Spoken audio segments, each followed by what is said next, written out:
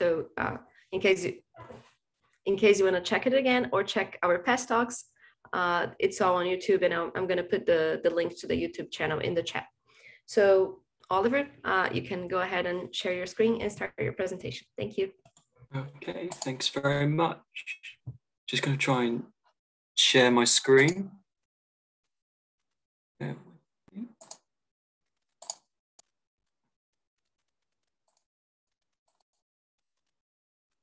Okay, can you see my slides okay there? Yes, there's that slight lag, but we can live with it.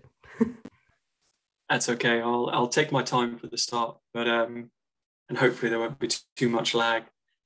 Yeah, thanks very much for the introduction, and thanks also to the organisers for inviting me to speak to you today. Real pleasure to be here online. So the work that I'm going to be talking about is work that I did for my PhD, and it was on the genomics, speciation and hybridization in the Macaronesian endemic genus Argyranthemum. But just to start off, I wanted to acknowledge the fact there are many people involved in this work, and I just wanted to thank all of those who are involved. It wouldn't be possible without them, but particularly to my main supervisors, Mark Kareen, Mark Chapman, and Alfredo. So the group of plants that I am interested in comes from a biogeographic region called Macaronesia. So Macaronesia is a region that encompasses a collection of oceanic archipelagos in the North Atlantic Ocean. And this includes the Azores, Madeira, Selvagens, Canary Islands, and the Cape Verde. So this region is home to a really high proportion of endemic lineages of flowering plants. About plant speciation, a lot of people come to the Macaronesian Islands because they're really useful model systems to address questions in this area.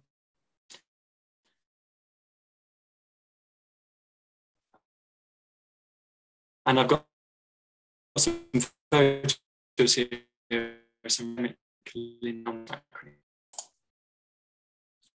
but the focus, and there are approximately 24 species in the group, or 39 terminal taxa if we include subspecies in that estimate.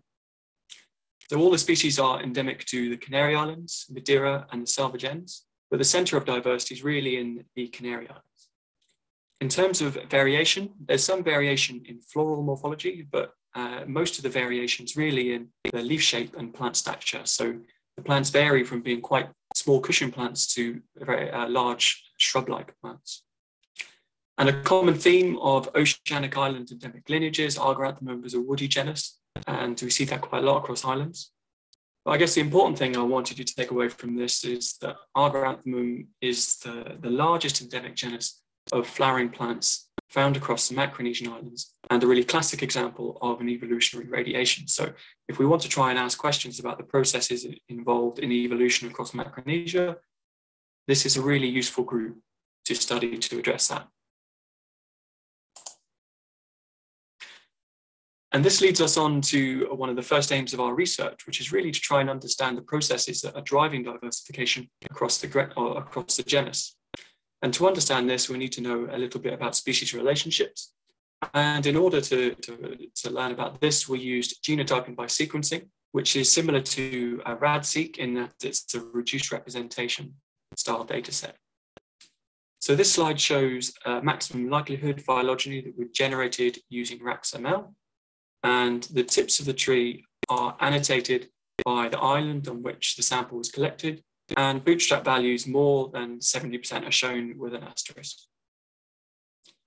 So the resolution of the tree is much improved compared to previous studies, and we find two main clades. So you've got a clade from Madeira and the Selvage Islands here, and you can see that the majority of the diversity is in fact from the Canary Islands, much larger clade from the Canary Islands here.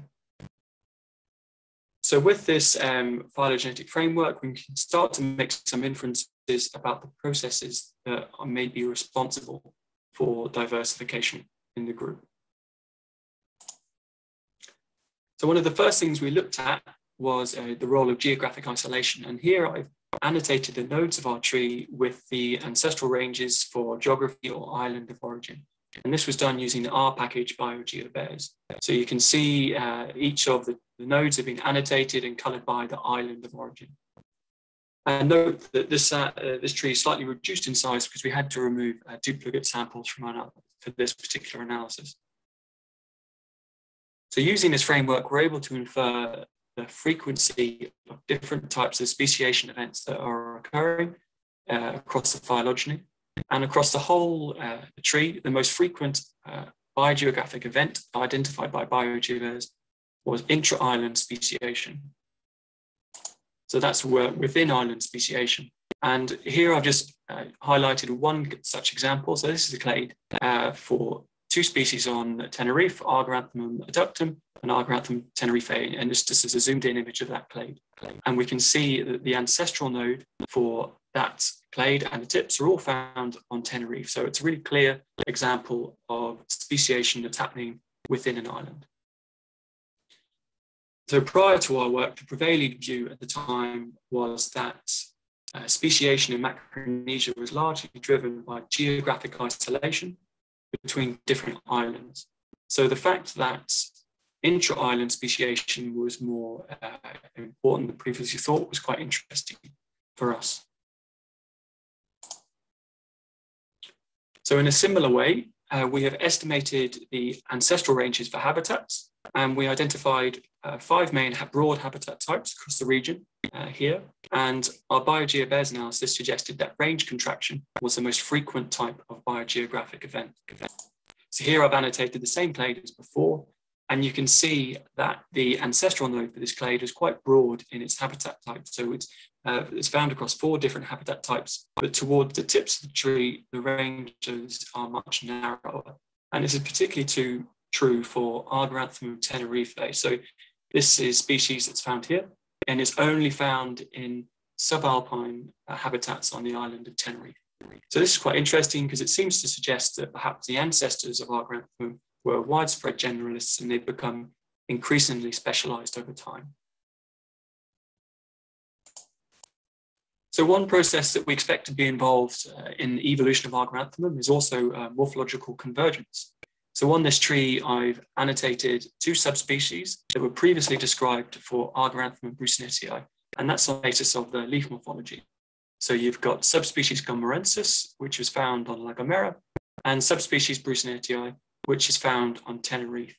And note that both of these species are found in humid laurel forest habitats on each of these islands. However, as you can see from our analysis, both of these clades are found to be polyphyletic, independently derived.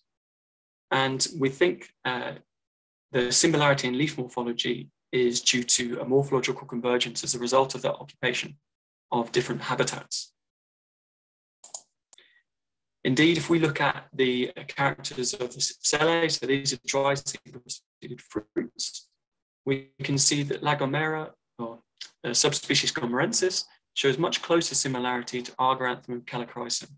So subspecies gomerensis forms a sister relationship with Argyranthemum calichrysum, and they're both found on the same island. So we've done some morphological and taxonomic work since, and subspecies gomerensis is now actually described as a subspecies of calichrysum. But I thought this example showed quite nicely that you've got this morphological convergence as a result of similar habitat.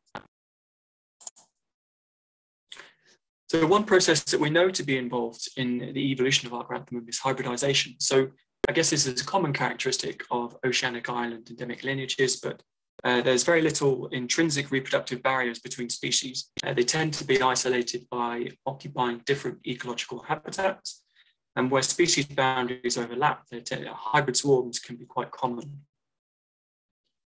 So we tested for evidence of hybridization between lineages occurring on the same island using D statistics or ABAB tests. So this tree looks a little bit messy now, but each of these lines shows evidence of a significant D statistic. So, for example, there was evidence of significant hybridization between this clade and this clade. And I should say that the position of the line has no bearing in terms of time. Each line just shows evidence of a significant test. So out of the 29 tests that we performed across the tree, 17 were significant. So it seems to suggest that hybridization is really widespread across the genus. And it sort of makes me think of this paper on combinatorial speciation. I really liked it. And it sort of proposes this idea that hybridization creates novel genetic variation, which perhaps predisposes lineages to diversification. And I wonder if something similar is happening in Argyranthemum. So one example where we know hybridization is involved in speciation is in two species called Argyranthemum sandingii and Argyranthemum lemsii. And these two species are thought to have originated by a process called homoploid hybrid speciation. And this is the origin of a new species by hybridization without a change in chromosome number. So homoploid hybrid speciation is thought to be particularly rare in nature. So there's only about 28 putative examples known in a recent review. And this is obviously in sharp contrast to polyploid hybrid speciation, which is attributed to about 15% of speciation events in flowering plants. So we're really interested in working on this for our research. And just wanted to give you a little bit more background on the homoploid hybrid species and what we know about them. So Argyranthemum sandingii and lemsii are both found in a region called the Anagar Peninsula of Tenerife. And this is a topographically and ecologically diverse region. So you've got a rapid change in altitude and ecology over a relatively short distance. Each of these points represents a population that we sampled. And you can see that both of the hybrid species are found at intermediate altitudes in the peninsula. So you've got sandingii on the southern slopes and lemsii on the northeastern slopes. And it's important to note that these two species experience quite different ecological habitats because you get these northern trade winds that are coming down here, and you've got quite cool habitats on the northern part of the peninsula, whereas the southern coast is a lot warmer.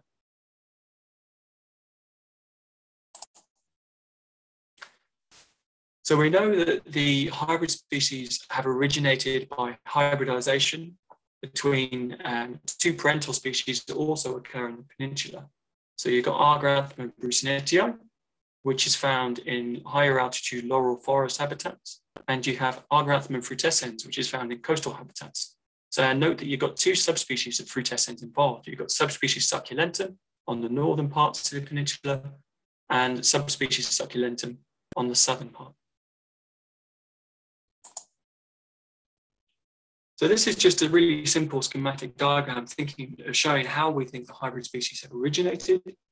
You've got the hybrid species along the bottom and the parental species along the top. And you can see there's two independent hybridization events between Argyranthemum brucinetii and Argyranthemum frutescens. And in each case, you've got a different subspecies of frutescens involved.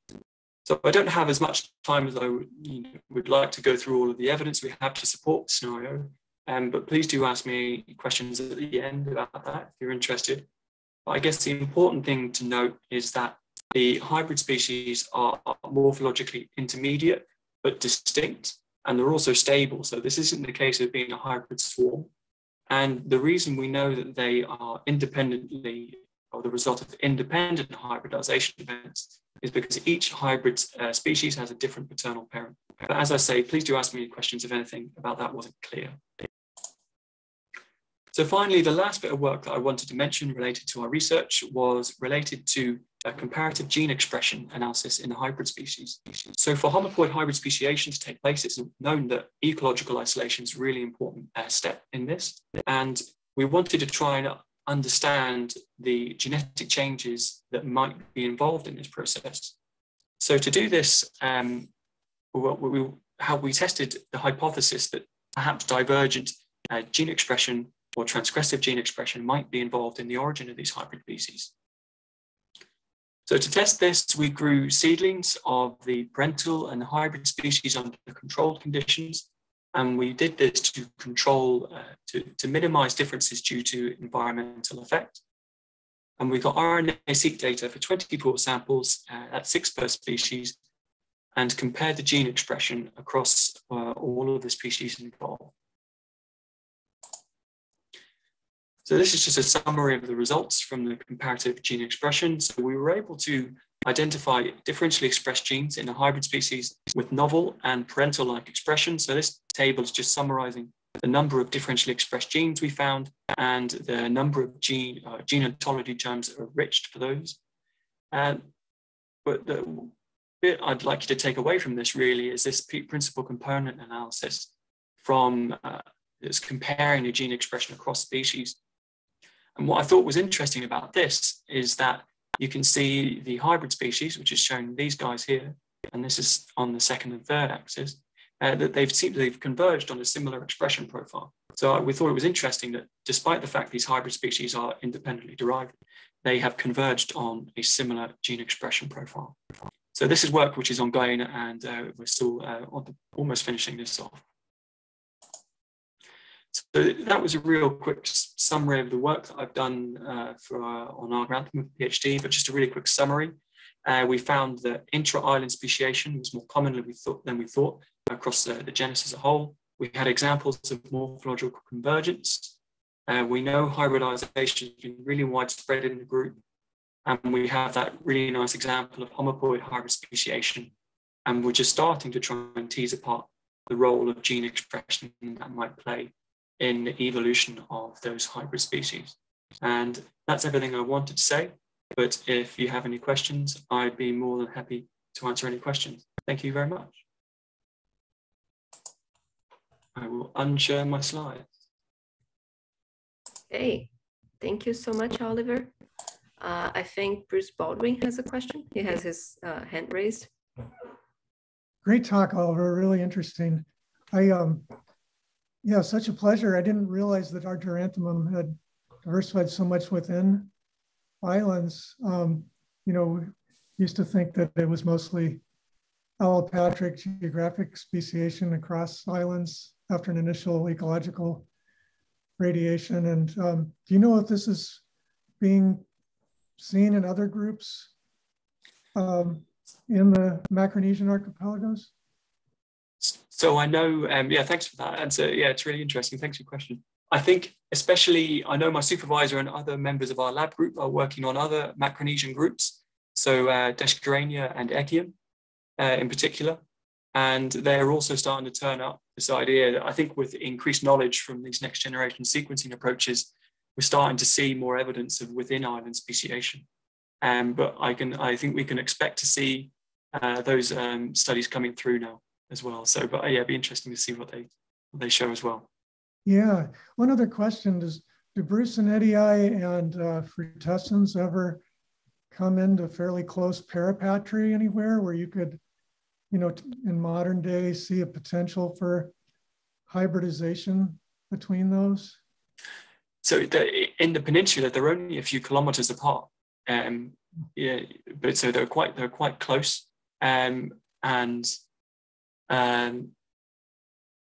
So they do, that's probably as close as they come, but they definitely, you can go from a short walk between the population. So I can definitely see pollinator flying there.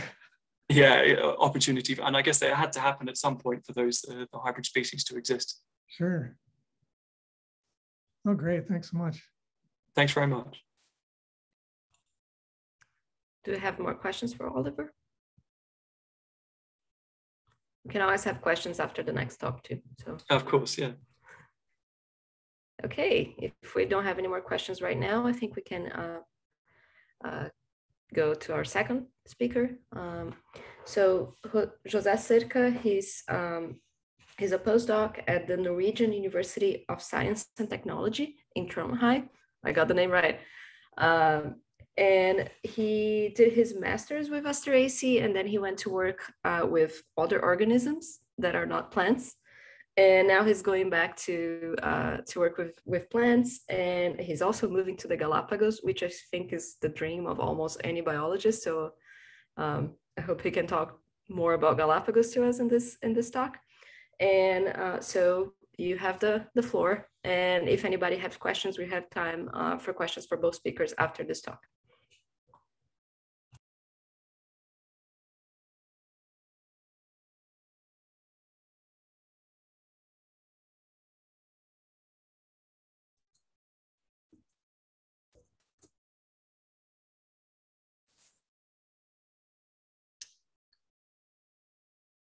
Yeah, you guys can see my screen, right? Thank you, Carolina, for the introduction, and it's really excellent to be able to talk here. So I'm really grateful that you, Isaac and Jen, you guys are just organizing the seminar series. And as you were saying, I'm really happy to be back to plants after doing my master's with the Anacyclus species complex in Spain. I'm from Portugal, but I did my master's in Spain. And I'm also thankful that everyone is here to hear me talk.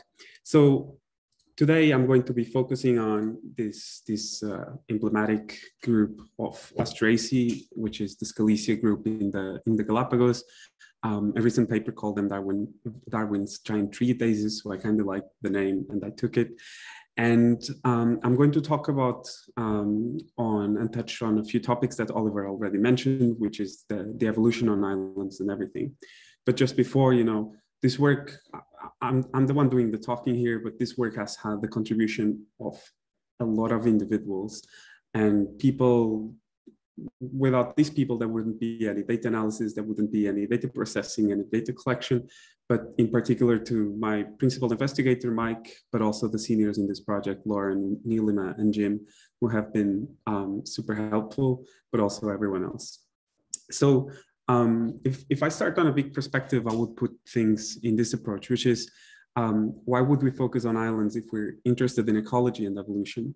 And the low-hanging fruit here would be Darwin and Wallace and Meyer. All of those guys made important discoveries on islands and such. But why is it possible for us to understand evolution on islands? And if I'm going to talk about if I have to ask this question to my students, I usually introduce them to these two phenomena, which is, on islands, we find a lot of otherworldly species. So I like talking about the coconut crab, which is displayed here, which has like a 3-meter leg span and just looks like an alien, but also like these alien looking trees in Socotra suggest that they're dragon blood trees and the elephant leg trees. But like the evolution of these extreme phenotypes, it's not just the only thing happening. And one of the things that I'm really interested in is the adaptive radiations. And so an adaptive radiation is just this idea that, a colonizing lineage comes and then it just finds a lot of ecological niches that are there and finds a way to just, occupy different ecological niches and occupy a lot of ecological space while descending into multiple species. And so here I have highlighted some of the work from Matthew Knope, his works on the Bidens species radiation across different archipelagos. And you can just appreciate the morphological variation associated with the flower here.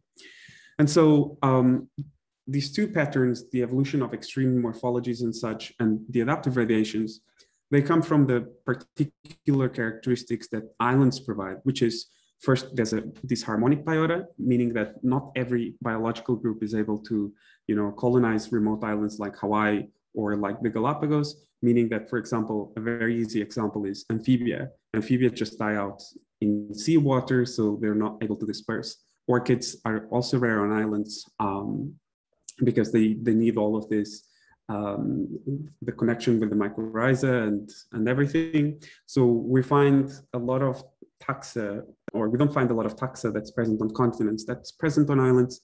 The fact that they are isolated, it also means that not every species is able to go there. So you'll find a lot of empty ecological niches. And something that's, I think, remarkable about islands, and I like showing this image from the big island in Hawaii, is that I'm drawing this line that you can clearly see that, the dynamics of the wind releasing all the humidity in the water on one side kind of creates like this forest on one side, whereas on the other side, it's pretty clear how arid it can be. I wouldn't say desert, but it just is pretty arid there. And so the bottom line and what I'm just trying to say is that, we have this incredible variation in ecology, in morphology, in physiology. And so we can actually study it from a point of view and try to understand how evolution of these extreme cases and this evolvability of occupying multiple ecological niches occurs. And now zooming on to plants, I really like this book from Kevin Burns, Evolution in Isolation, the search for an island syndrome in plants. And Kevin, he kind of packs up together, and it's a really beautiful book. And what he walks us through, like this idea that, you know, there are like these repeated events, these repeated things that keep on happening to plants on islands. Like, for example, differences in defense. You know, given that there's a disharmonic biota, there will be different herbivore pressures there. So for example, in the Galapagos, one of the biggest herbivores, I would say, or one of the biggest herbivores would be the tortoises, which might not be so much of a problem in continents. But then there's also differences in dispersal. So you have to be good in getting there. But then the selective pressures kind of change, because then if you just waste all your offspring on the ocean, that's just not going to be good. There are reproductive differences as well that you might expect. For example, colonists are often species that are self-compatible, but then the selective pressures also changes. So there are like these repeated dynamics that seem to occur in islands, including really cool things like the evolution of tree habits that occurred more than 20 times in the Canary Islands. Sorry, in the Macaronesian and also in the Canaries. And, you know, as you may know, and now narrowing down the focus even further, the Asteraceae is just some of the biggest winners. And so they're like this really charismatic adaptive radiations in Hawaii, such as the silver swords. But radiations are not exclusive to Pacific archipelagos, because, you know, there's Hawaii, but there's also really six adaptive radiations that I could count in Macaronesia, in Juan Fernandez in Chile, or off the coast of Chile, but also part of Chile, the Bonin Islands and Ryukyu, and, you know, Galapagos, Tristan Acuna, Mascarene, and Melanesia. So they are everywhere, and they just seem to be radiating everywhere, which is fantastic. And so the story today, or the thing today that I'm going to be talking about, is Scalesia. So what we know from Scalesia is that it's this radiation of 15 species in the Galapagos. And, you know, these 15 species, they just occupy areas, they just occupy coastal areas, they just occupy mountains, they just make their own forests.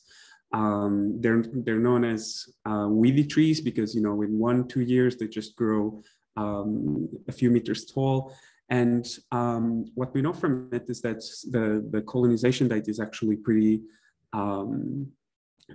coherent with the emergence of the modern islands of the Galapagos, which was 1 to 3 million years ago, the colonization. And I think it's a bit disputed, but I think the Galapagos are now put between 2 to 3 million years. And so it was a single colonization event from a shrub that then led to this adaptive radiation of plants that has an outstanding leaf morphology. And these are kind of organized by, you know, by how complex or by how lobular and such the leaf is. But the evolution of lobular leaf, but they are not organized by phylogeny. So, I mean, the evolution of lobular leaf types has occurred multiple times. So Mike got this project funded, which and one of the big questions that we would have is there a genomic basis of all of these changes, and what can we learn from Scalesia and from the Asteraceae that in terms of genome evolution in the context of island syndromes. And so I've been repeating myself now, but, you know, systematists, ecologists, and evolutionary biologists until now, they just made these beautiful predictions that we can test at the genomic level on the repetition and what keeps on happening and such. And so the evolution of leaves and the evolution of other traits.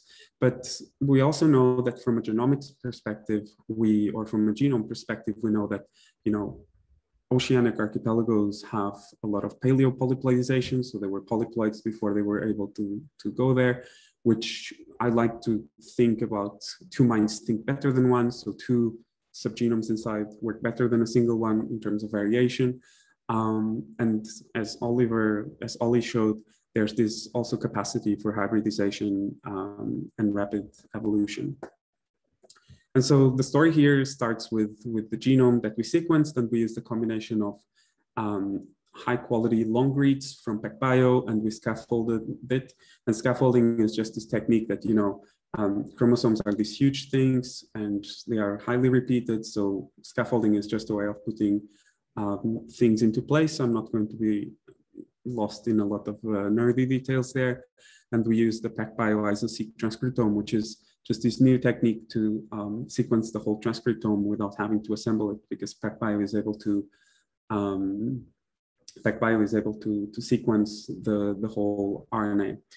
And this is where I would like to make a joke. I also love daisies like everyone, but their genomes are just horrible. And they're horrible from a genomics perspective, because we're talking about, everything that you don't want to be there. Big genome sizes, 80% repeat content, as shown by previous papers, and they are highly heterozygous, meaning that, all the algorithms and everything will fail, but we just kept throwing a lot of money at it until we eventually made it. And we got this 3.2 gigs chromosome resolved assembly with 43,000 genes, which is roughly concordant with the sunflower, which is the most closely related genome that we have to compare it with. And 76% of the genome is the repeatome. And the repeatome is just transposable elements and repeats, just that not all repeats are transposable elements, and not all transposable elements are repeats. It's complicated, so I will just use the terms intertwinedly.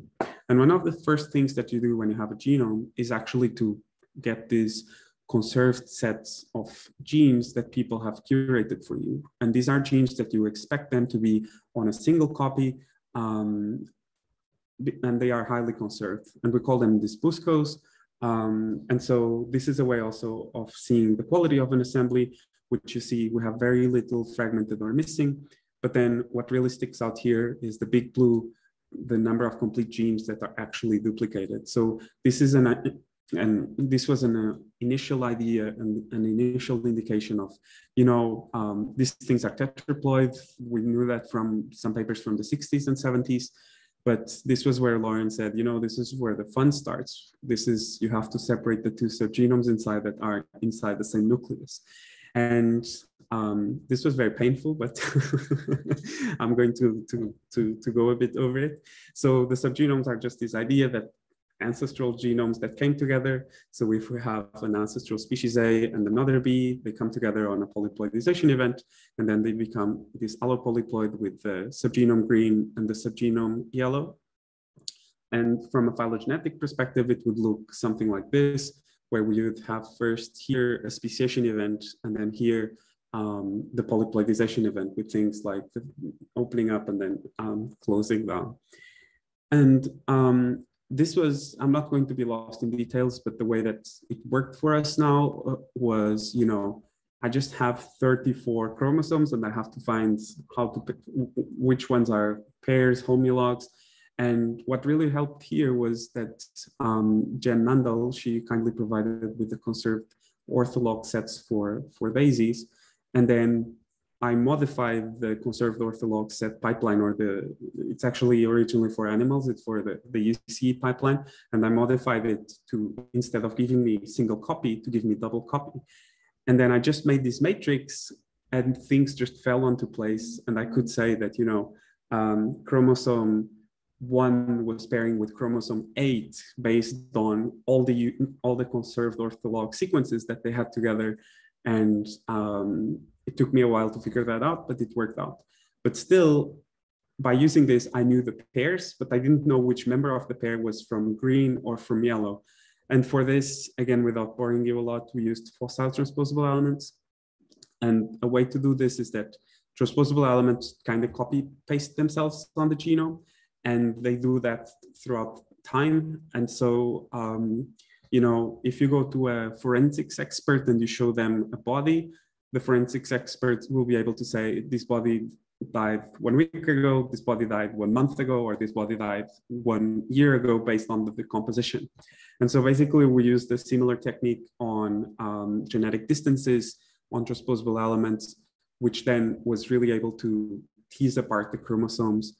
And inside each pair, each member just went either left or right and allowed us to to really separate the two subgenomes that were inside, which was the green and the yellow as I have it here. This opened up a new world for us because we could suddenly try to date the things. And so, for example, I used some node calibration to just calculate that the speciation event between the two subgenomes was approximately 10.5 million years ago. And then the polyploidization event was just about 1 million years after. And so if you remember from the dates that I gave you from Mario's paper, basically these guys were paleotetraploids as we would be expecting with what's known from island species. And it's just, I would put it on the light of this, you know, two heads think better than one. So having two genomes really works better than maybe only having one. And one of the things that usually happens when you have a polyploidization event is that, you know, one of the subgenomes becomes dominant and the other one becomes recessive. And these changes can be quite fast, meaning that on the first generation, you already expect some methylation differences and some, or some regulation at least of gene expression on the first generation. On some papers show that. But what we see here is that then, you know, subgenome A is in blue now and subgenome B is in orange. And you see that in terms of gene isoforms, so different forms of the same gene and the number of genes, subgenome A accumulates more, but then we would expect A to have less pseudogenes than B, because then B would be more silenced and losing more genes. But this is not what we see. We just see more genes on A. And, you know, I measured, as in I counted the base pairs in I calculated the length of both subgenomes, and they're roughly the same. And they also have the same transposable element length per chromosome. You see, this was poorly drawn, but you will see that it's kind of the same. One of the things that we could explore in terms of genome evolution, and this was brilliantly done by two collaborators in Urbana-Champaign, by Angel Rivera Colon and by Julian Katchen. And they have this software called Synolog, which is yet to be released. And basically then we could just try to look on gene tracks along the genome. So basically we just called for genes and then their positions and then draw, and then genes and their so closely related genes between the two assemblies or the two subgenomes, and then we just draw lines. And you do see that, for example, here number 25, 4, and 9 are pretty conserved between each other. The same with 18 and its member of the pair, number 8, 5, and 29. So subgenome A is on top, subgenome B is down below. But we do see a lot of chromosomes just breaking apart and moving around. And don't quote me on this, but this is similar to what was shown in the 17 Nature paper with the sunflower genome, where I think they compared it with the lettuce, and they said, you know, to get from that point to this point, it's like hundreds of fusions and fissions, so hundreds of chromosome movements, things just coming together, things just separating, things just moving around. And so we also see that to some extent in the subgenomes, and I have a more complicated image with helianthus on the middle, but I'm not showing it. And a really cool thing that I want you to take a look at is if you look at this last pair, we see what's an inversion. So this is like a piece of the chromosome that just kind of twisted itself, and it's only twisted in one of the subgenomes, of course. And we find some inversions here and there. So for example, here on number 18, here on number 15 with their pairs.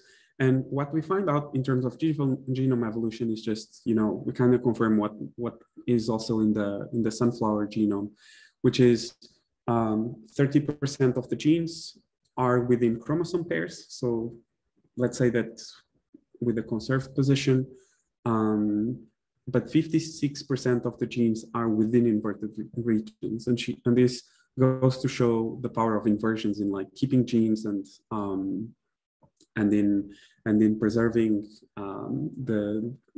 let's call them gene tracks, like having a lot of genes inside. But when we look at the length of the regions, it's 60% of the genome seems to be in pairs. So when we go for the all the length, not just gene tracks or gene numbers. 60% of the genome seems to be in pairs, while only 30% of the genes are between pairs. So a lot of non-coding stuff seems to be kept between the homologs, but then 46% of the tracks seem to be inverted. So there are a lot of genes on this 46%.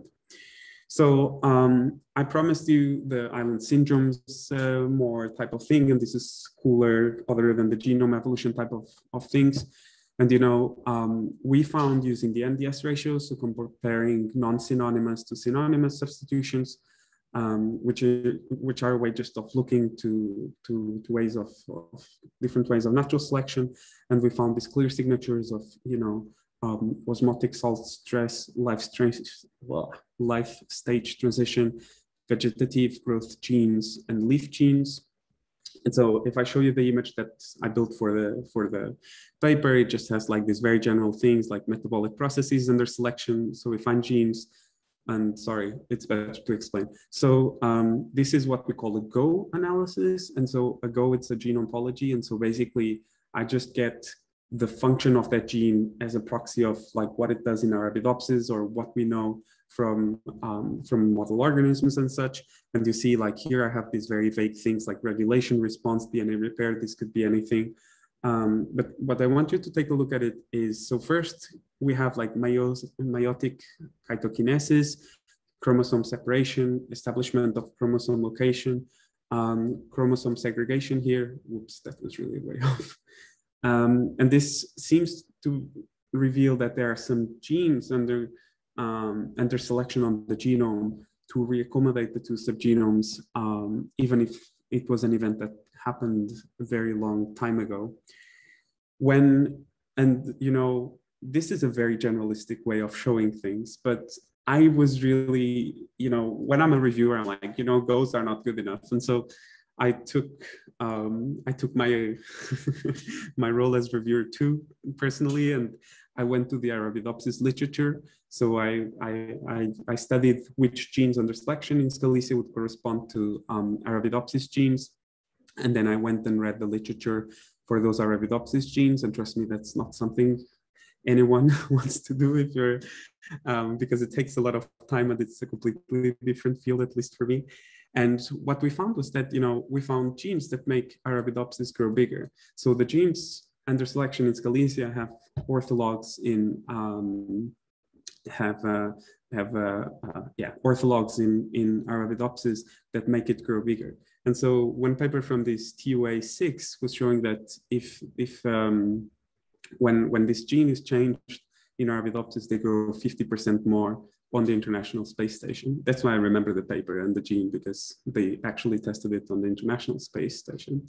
But then there are other interesting genes such as flowering time regulation genes and genes that regulate the transition between embryonic and vegetative growth. And what I was reading is that, at least in Arabidopsis, and they were arguing for plants in general, is that, if you have this regulation of flowering, then the plants are able to grow more. And I'm not the best plant biology in this room, but, and then if you regulate and if you delay flowering, you're able to put your resources to growing before you flower. But yeah, we would have to test this with many more things. We found other interesting genes such as aquaporins under selection. We found heat shock proteins under selection, which could be associated with, the Galapagos can be pretty arid on the coastal areas. So osmotic stress regulators and some immunity genes, which would be concordant with this hypothesis, maybe not with herbivores, but, with new parasitic loads and with new enemies on islands.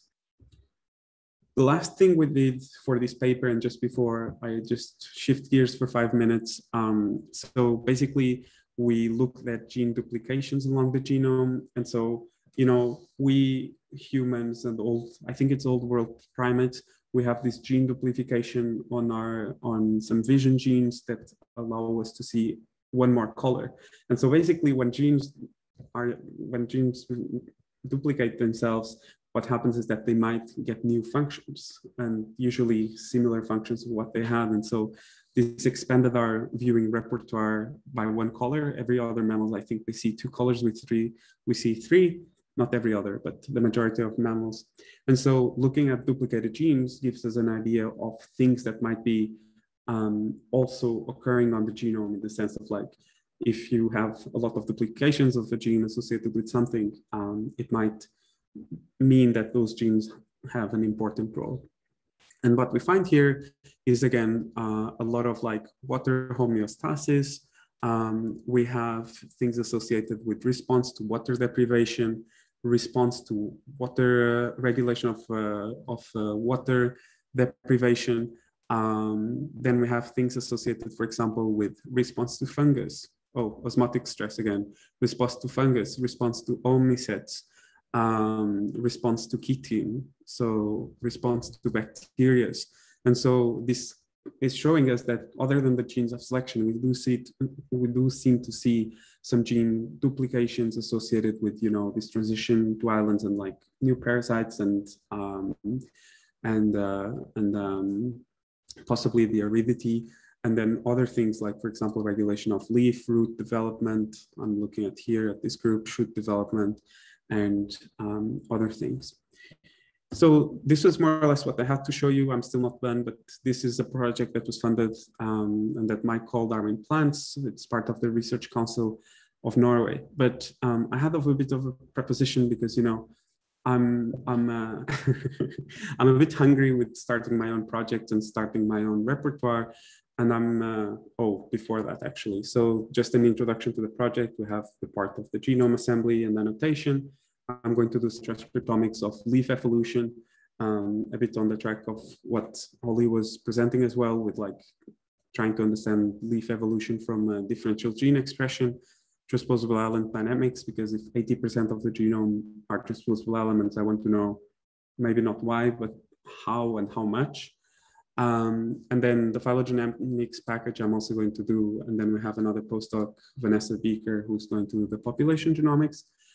But anyway, now stepping to what I was going to say, I'm really interested in having, let's say, a research program or my own grants as I phase out of my contracts in 1.5 years from now. And I'm interested in evolvability, both at the genome level, some of the things I showed, but also like using adaptive variations, using population genomics and phylogenomics. And, you know, daisies are really a really good candidate for this, because even if they don't have the best genomes, you know, you have things like the silver swords that just became lianas and that became trees, and then you have Scalesia that you have convergent in form and in leaf and in many other things. You have homoploid speciation events like Oliver's showed us. And so my idea is to just put some grants in early 2023.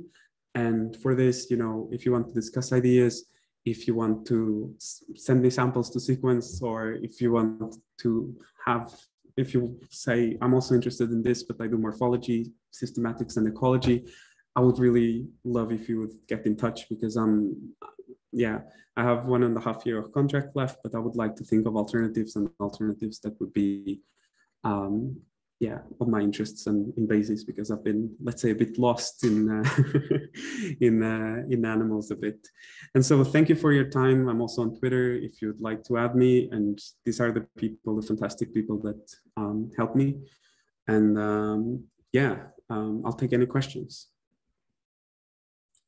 Stop share. All right. Thank you, José. That was amazing. If anybody has any questions, feel free to put in. Oh, we have one on the chat, actually. Daniel Jones asked you what was the name of the software that shows the correspondence between the genome blocks? Oh yeah, it's called Sinolog, but it's still not published. So you have to get in contact with Angel and with Julian Katchen at the UIUC, because they were previous collaborators of mine and they really helped me. But I think if you do stuff like MCS XScan, it might get you along the same lines. But yeah. Thank you. That looked incredible. Thank you. I really appreciate that. And I hope I didn't say a lot of, you know, a lot of, I hope I didn't have many mistakes. Bruce, your hand is up. Yeah, Jose, such a great talk. Thank you. It's really illuminating. I was curious about using the fossil transposable elements to assemble the subgenomes. Is that a method that's published or? No, it's okay. 350 pages of pain in Nature Communication supplementary methods. But like, so there's this, like there's one or two papers from several labs. I think the last author is common. It's someone called Daniel Rockstar or something, like from, he's from an American university. But basically they did it in the Xenopus, which is a model organism, and it worked really well. And then they used it on Miscanus, which is, I think, a crop or on the way of being a crop. And then we just decided to try it because to distinguish subgenomes at this point, it's still very hard if you don't have a priori model. So if you don't have a crop, or if you don't have, like, you know, I think the ancestor is on the mountains of Ecuador, and I will sequence it and then compare the subgenomes using phylogenetic approaches. Right, exactly. And then see, that's what they do with Teosinte and with corn, is that they just sequence and then see on a phylogeny where the different subgenomes fall. I was thinking about publishing this, or at least like contacting the authors and trying to have something about this.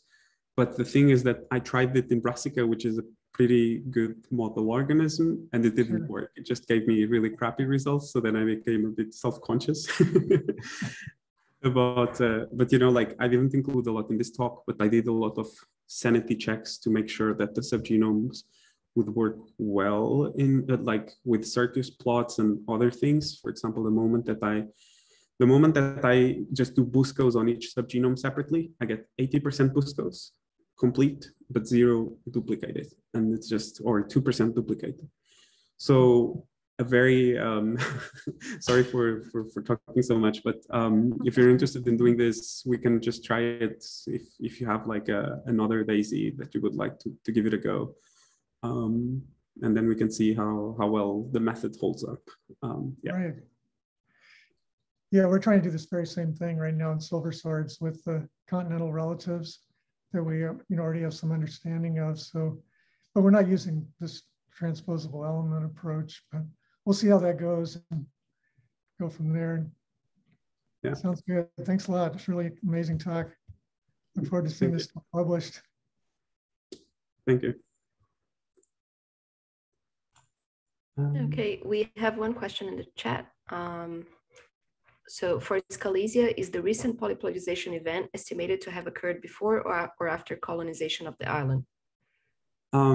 So I think it was before, because if it was 9 million years ago, I mean, there are some ancestral islands on the Galapagos, but Mario calculated that they had colonized the Galapagos only 1 to 3 million years ago. So it seems to me that it has been, the polyploidization event is before the island colonization.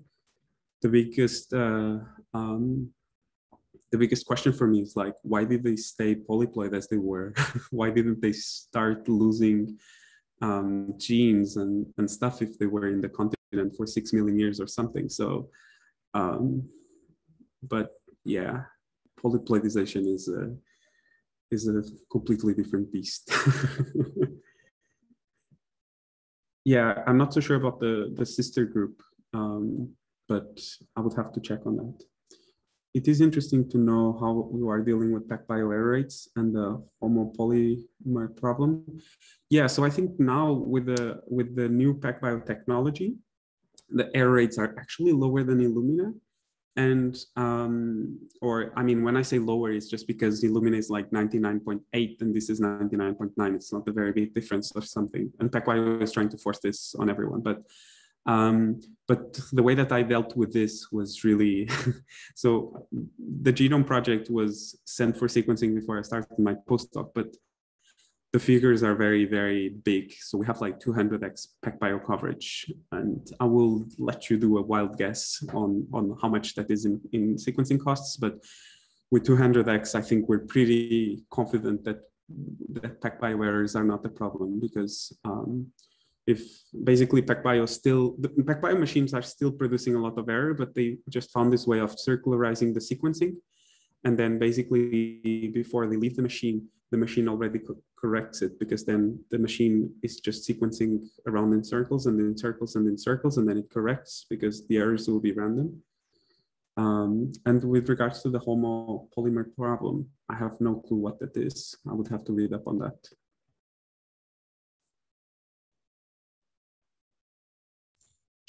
Anybody has more questions? Okay. It's nice to know that at least there's still something keeping like sequencing technology going, because people need to get better with sequencing to be able to sequence Asteraceae, basically. It comforts me a little bit. Yeah.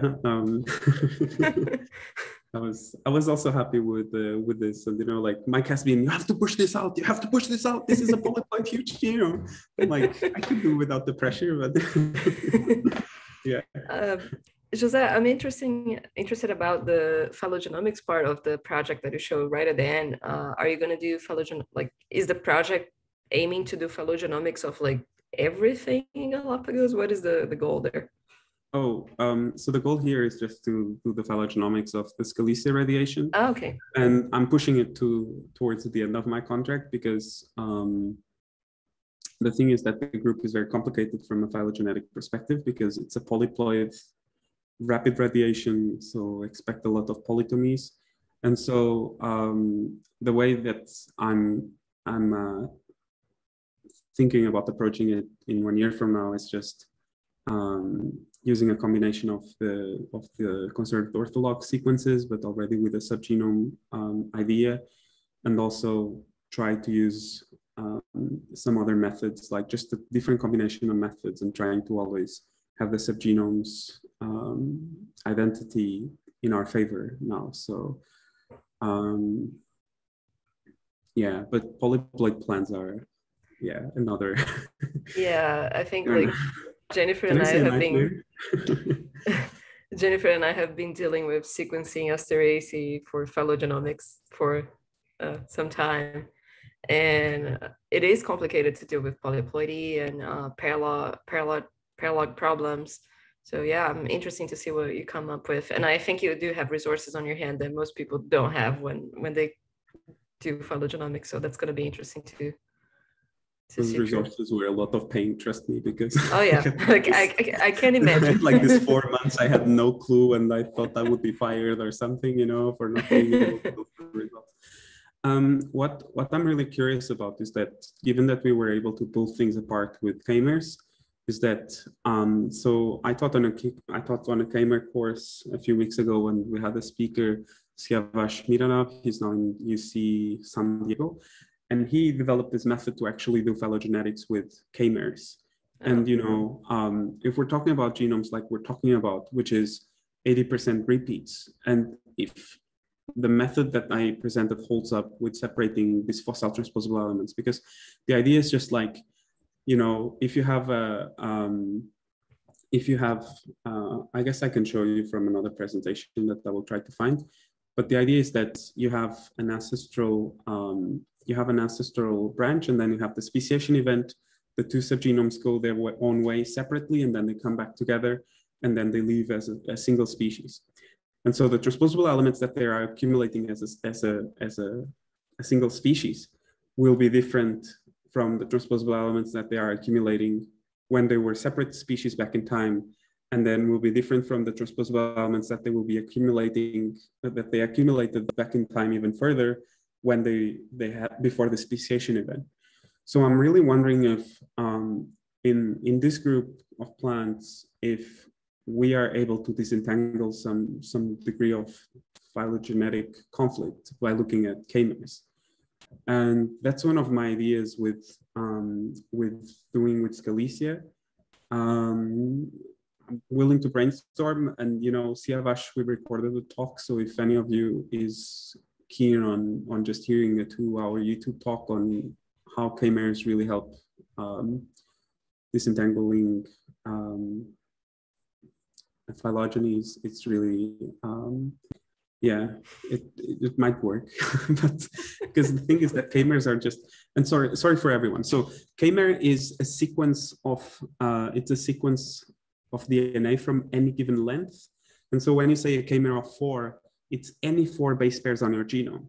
And this is very stupid and very easy, but it gives you a lot of power and a lot of information, because then it gives you information about, you know, polyploidy. It gives you information about different representation of K-meres, about sexual chromosomes. It gives you information of a lot of things that are happening. And it's really a good way, I think, and the way forward maybe to just try, and especially for if you have low coverage data. So yeah, where's this talk available? Yeah, I'm overselling this, but I put the wiki here on the chat. It was a course that we taught, and if you go to, so the wiki has on the part separation of chromosomes, it has the method that I presented, but only the second part, the part with the fossil transposable elements. But then if you go on introduction to K-meres for analyzing scheming data, it has a tutorial there on K-meres on trees. And I can send you the YouTube lesson, the YouTube thing as well. Awesome, thank you. Yeah. And I'm just trying to, oops. So advanced introduction, where is it? Introduction to K-mere spectra analysis now. Oh, sorry. I started abandon now. Camel, subgenome, sky camel.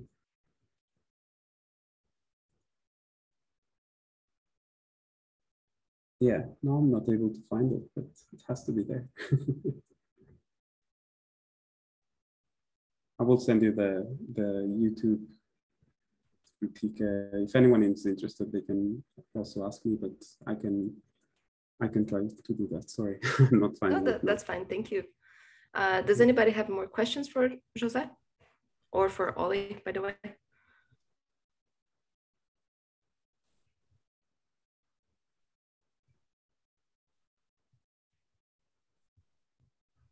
Okay, so if we don't have any more questions, we would like to thank you again for coming to this session.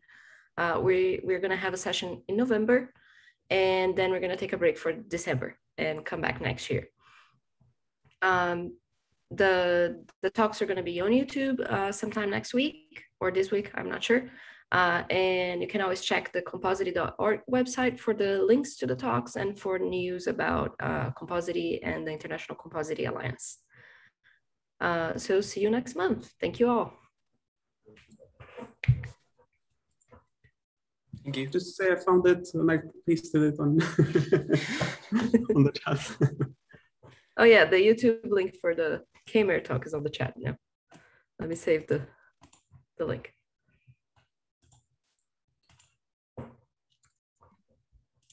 In the nick of time. Okay, great. Ending the meeting. Bye. Bye.